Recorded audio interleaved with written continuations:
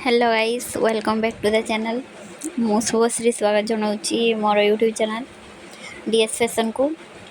तो मैंने बाल्यापाल रे जो भाई को दुकान रे मु सब अस्त्र कि फॉल्स लेस सिलाई जहाँ जहाँ भी दरकार कैन कैन पाखर आरंभ करके लेहेंगा रे जो लटकन लगे से गुड़ा सबू मिले आउ माने मार्केट ठू सेठी बहुत कम रे मिले सब जिनस लटकन गुड़ा जेगुड़ा माने बालेश्वर 200-250 सेठी आपण पाइजे माने 100-120 ए रेट रे।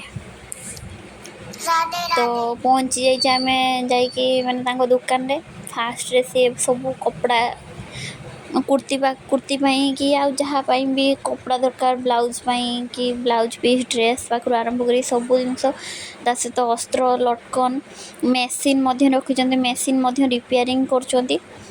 तो भाई को दुकान ये लटकन गुड़ा देखते से बहुत कम रेट माने 80 टଙ୍କା 90 टଙ୍କା ये लटकन सब मिलूँ ये 60 टଙ୍କା 70 टଙ୍କା ए लटकन सब रेट।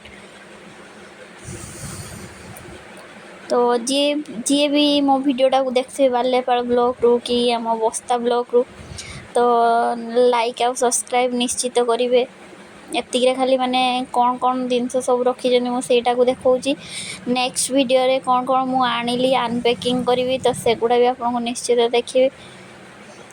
वीडियोटी भल लगे निश्चित लाइक और सब्सक्राइब करेंगे। एतिक रोचे बाय बाय।